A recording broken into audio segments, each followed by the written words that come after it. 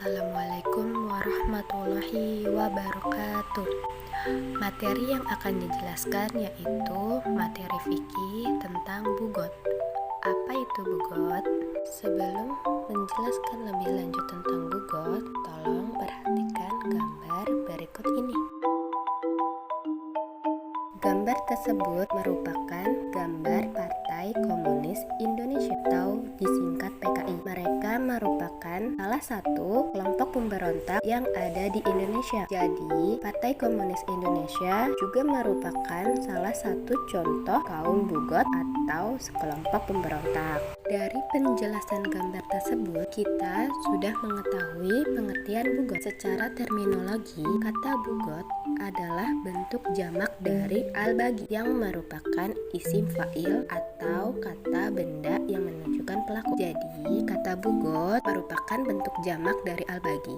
Al-bagi merupakan kata isim fa'il. Kata isim fa'il yaitu kata benda yang menunjukkan pelaku. Lalu, secara syara, bugot adalah orang-orang yang menentang atau memberontak pemimpin Islam yang terpilih secara sah. Lalu, menurut Al-Zuhaili mengatakan pemberontakan adalah sikap seseorang yang keluar dari kepatuhan kepada pemimpin yang sah pemerintah dengan melakukan perlawanan dan revolusi bersenjata atau pembangkangan terhadap pemimpin dengan menggunakan kekerasan. Penjelasan selanjutnya yaitu tindakan yang dilakukan bugot. Tindakan yang dilakukan bugot bisa berupa tindakan pertama yaitu memisahkan diri dari pemerintahan yang sah. Maksudnya, mereka tidak bergabung dengan pemerintahan yang sah, tetapi mereka memilih untuk mendirikan pemerintahan sendiri. Lalu tindakan kedua yaitu membangkang perintah pemimpin.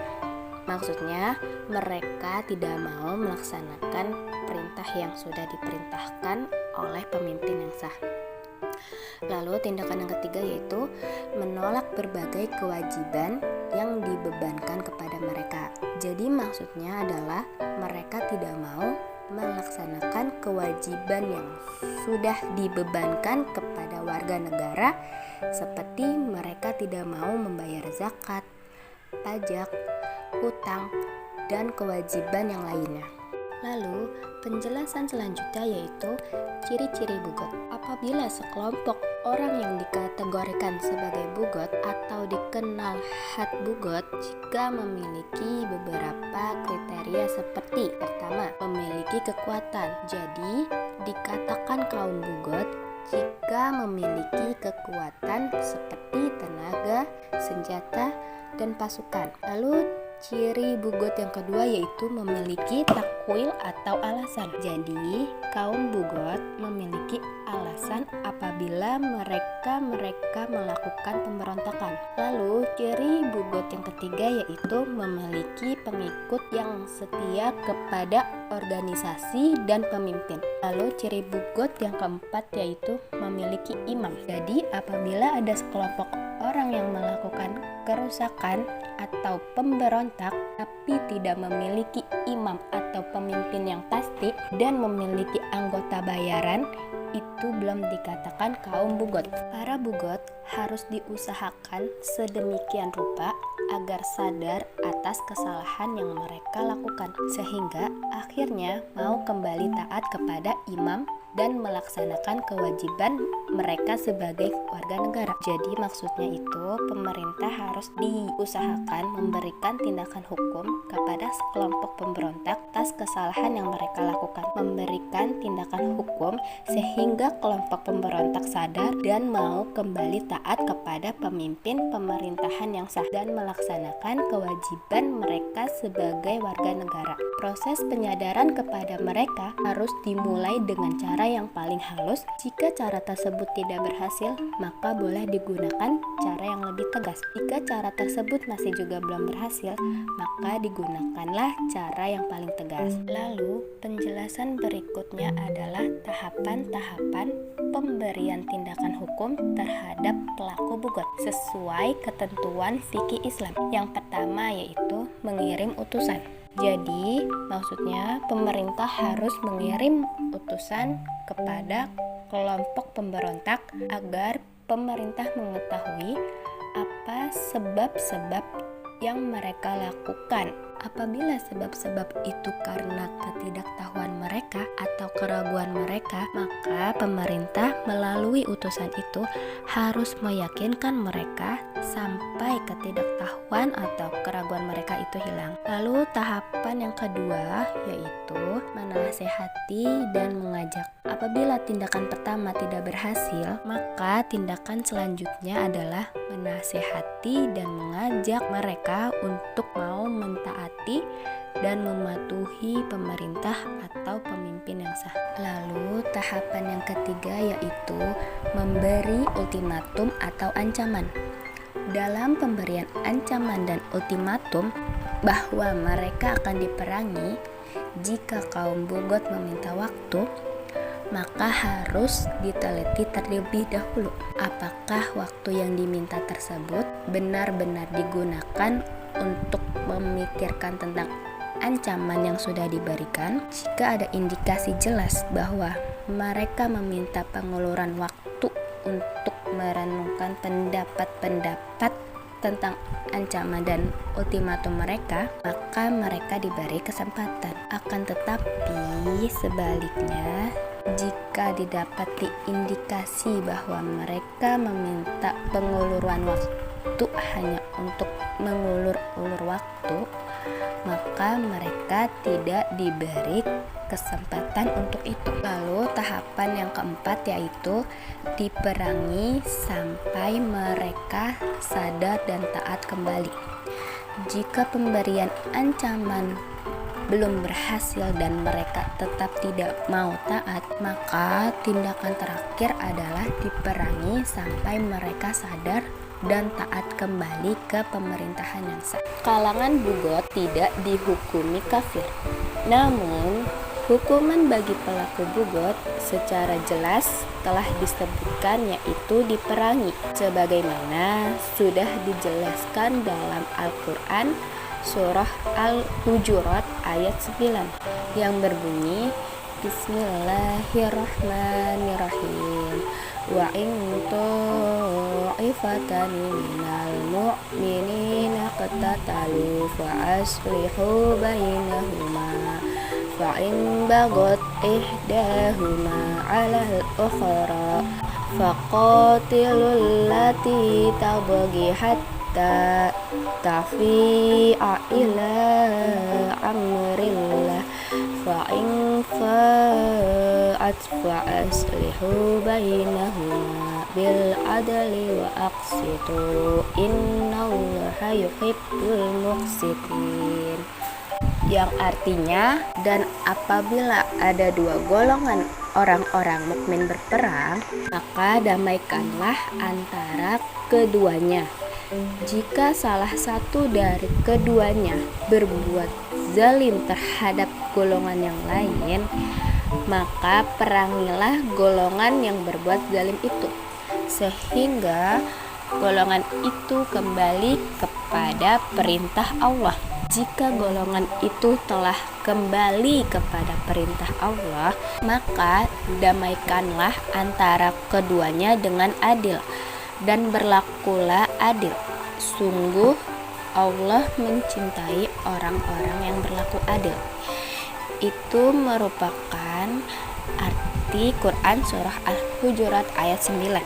Jadi pelaku Bugot yang bertaubat, maka taubatnya diterima dan dia tidak boleh dibunuh. Oleh sebab itu, para Bugot yang tertawan tidak boleh diperlakukan secara sadis atau tidak boleh disiksa, apalagi dibunuh.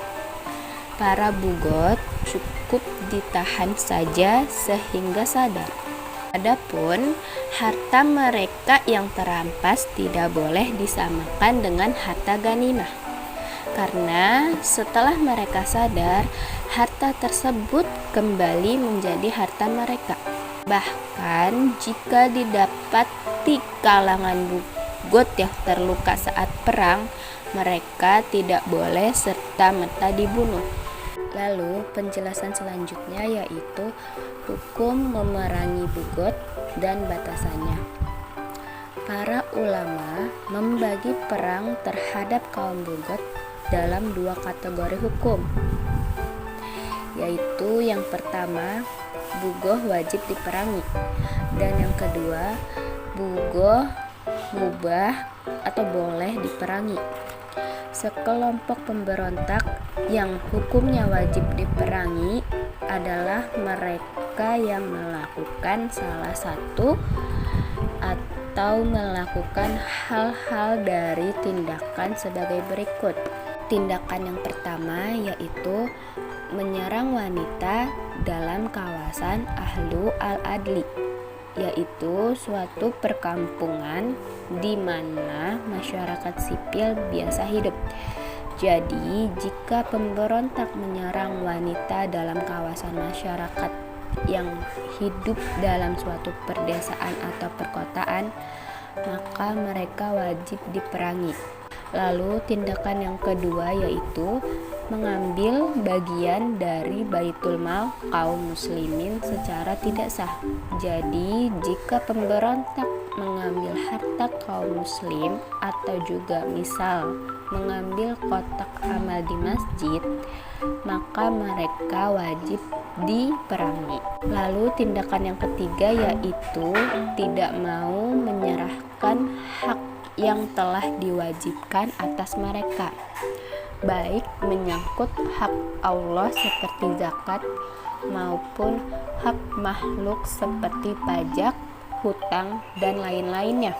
Jadi, jika pemberontak mempunyai kewajiban atas mereka sendiri dan mereka tidak mau menyerahkan atau melaksanakan kewajiban mereka sendiri, baik itu kewajiban bagi Allah seperti membayar zakat dan lain-lain, atau juga kewajiban bagi makhluk seperti membayar pajak dan lain-lain, maka mereka wajib diperangi. Lalu tindakan yang keempat yaitu secara jelas melakukan pembangkangan untuk menjatuhkan imam atau pemimpin yang telah sah dibaiat dan wajib ditaati. Jadi jika kelompok pemberontak melakukan memberontak atau membangkang dengan tujuan menjatuhkan pemimpin pemerintahan yang sudah sah, maka mereka wajib diperangi. Lalu penjelasan selanjutnya yaitu hikmah adanya hukuman bagi pelaku bugot.